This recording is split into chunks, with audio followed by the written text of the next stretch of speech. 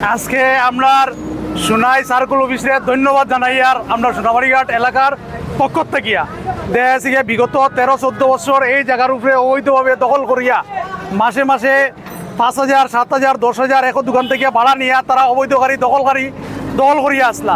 আমরা হসপিটালের পক্ষ থেকে এটার লেগে ডিমার্কেশন চাইছিলাম, ডিমার্কেশন হয়েছে। আজকে ইভিকশন প্রসিডিং হইয়া উচ্ছেদ অভিযানর এটার লেগে আমরা ডিসি মহোদয়রে ধন্যবাদ জানাই আর আমরা এলাকার পক্ষ থেকে। আর দেখা গেছে যাতে ভবিষ্যতে আমরা এই ধরনের কোনো আমরা আবদার রাখি আর ডিসি মহোদয়ের ভবিষ্যতে যদি এইলা অবৈধ কোনো ধরনের এখানে যদি কিছু করিয়া থাকে কেউ আমরা জানাইলে যাতে আপনার উপরে যাতে ব্যবস্থা বা আমরা যাতে এর বিহিত ব্যবস্থা সুবিচার পাই এটাও প্রশাসনের আমরা জানাইয়া রাখি।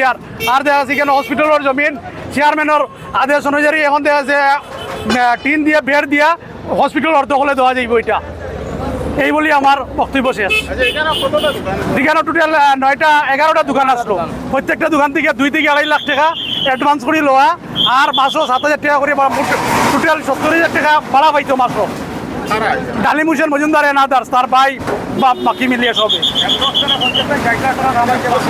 হসপিটালের জায়গা, হসপিটালের মেয়াদি জায়গা।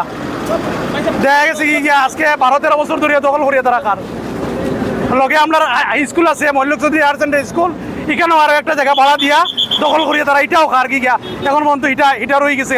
ফার্নিচারের দোকান একটা আপনার হল আসলো, কমিউনিটির হলটা ভাড়া খার কি গিয়া জুড়ে ভাঙ্গিয়া গিয়া তারা এটারও দখল তার বর্তমানে আছে।